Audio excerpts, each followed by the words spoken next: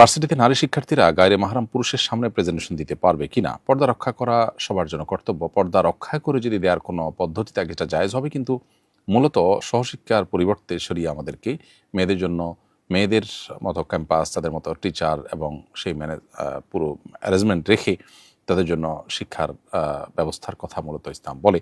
So সেই জিনিসটা আমাদের করা উচিত। যদি কোনো কারণে এরকম করতে হয় তাহলে সেক্ষেত্রে শরিয়াই পর্দা মেনটেন করে এটি করা যেতে পারে, কিন্তু এটি ফিতনা থেকে মুক্ত হওয়া খুবই কঠিন। আর ফিতনা মুক্ত না হলে সেটি আসলে শরিয়া দৃষ্টিকোণ থেকে পুরোপুরি জায়েজ বা বিধেয় এই কথা বলা খুবই কঠিন।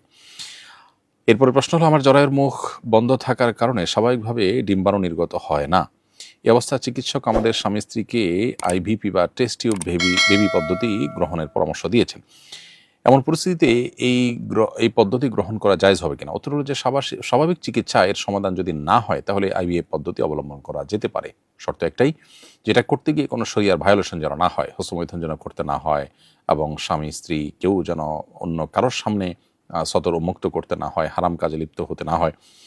অর্থাৎ কোনো হারামে লিপ্ত হওয়া ছাড়া যদি স্বামী স্ত্রী নিজেদের শুক্রাণু ডিম্বাণু সংগ্রহ করে এটা যথাযথভাবে প্রতিস্থাপন করার মাধ্যমে যদি আইভিএফ পদ্ধতিতে সন্তান গ্রহণ করা, সেটা জায়েজ হতে পারে।